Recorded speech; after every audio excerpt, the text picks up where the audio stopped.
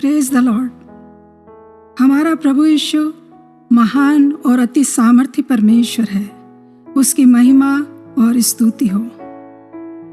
मत्ती 24वें अध्याय उसके पहले और दूसरे वचन में लिखा है, जब यीशु मंदिर से निकलकर जा रहे थे तो उनके चेले उनको मंदिर की रचना दिखाने के लिए उनके पास आए।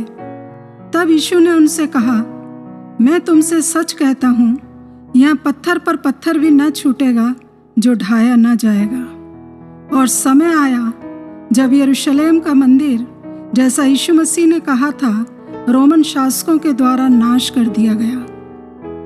परमेश्वर हाथ के बनाए हुए मंदिरों में नहीं रहता, परंतु उसके मन में तो अपने मंदिर के विषय कुछ और ही बात है। पहला कुरिन्थियों 3 अध्याय 16 वचन में लिखा है, क्या तुम नहीं जानते कि तुम परमेश्वर का मंदिर हो और परमेश्वर का आत्मा तुम में वास करता है। पहला कुरिन्थियों उसका 6 अध्याय 19 और 20 वचन में लिखा है, क्या तुम नहीं जानते कि तुम्हारी देह पवित्र आत्मा का मंदिर है, तुम अपने नहीं हो, क्योंकि दाम देकर मोल लिए गए हो। इसलिए अपनी देह के द्वारा परमेश्वर की महिमा करो। परमेश्वर इस मंदिर को खूबसूरत बनाना चाहते हैं कि इसमें से परमेश्वर की पवित्रता दिखाई दे। हम परमेश्वर का मंदिर हैं। पवित्र आत्मा हम में रहता है। पवित्र आत्मा सत्य का आत्मा है। वो हमें बार बार सिखाता है कि हमको अपने आप को कैसे संवारना है। जब जब सत्य बोलते हैं तब तब यीशु की महिमा करते हैं। जहाँ झूठ है यीशु वहाँ नहीं है। अभिषेक तब आएगा जब सत्य बोलेंगे, सत्य करेंगे, सत्य पर चलेंगे।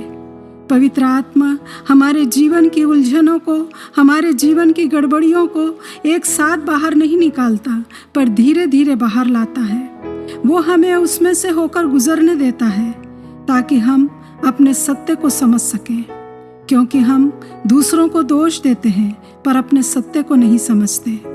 पवित्र आत्मा प्रेम का आत्मा है। हम बड़े बड़े काम करने की इच्छा करते हैं, परंतु पवित्र आत्मा पहले हमें प्रेम करना सिखाना चाहता है।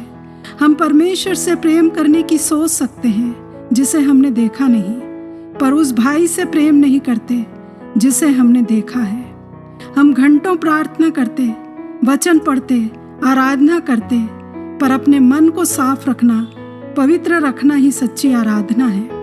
हम परमेश्वर का मंदिर हैं तो उसकी उपस्थिति, उसकी सुगंध, उसका स्पर्श, उसकी आवाज हमारे आसपास महसूस होना है।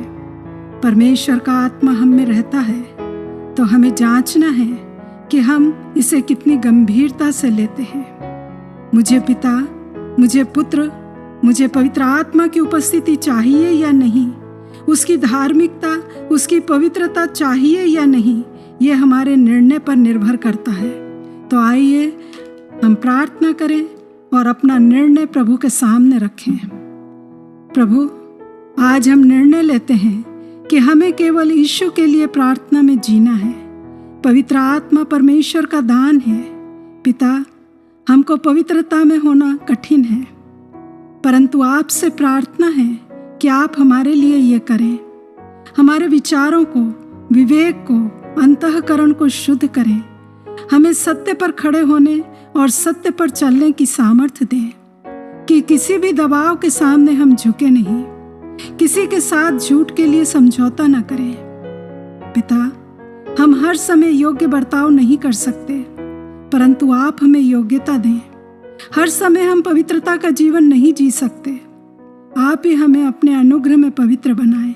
हमें सुधरने के लिए पवित्र आत्मा आप ही हमारी सहायता करें कि पवित्रता के लिए हमारी भूख और प्यास निरंतर बढ़ती जाए। हमें तैयार करें कि अपने आप को पवित्र आत्मा के मंदिर के रूप में देखें, ताकि अशुद्धता और अपवित्रता का जीवन जीने से बच जाए।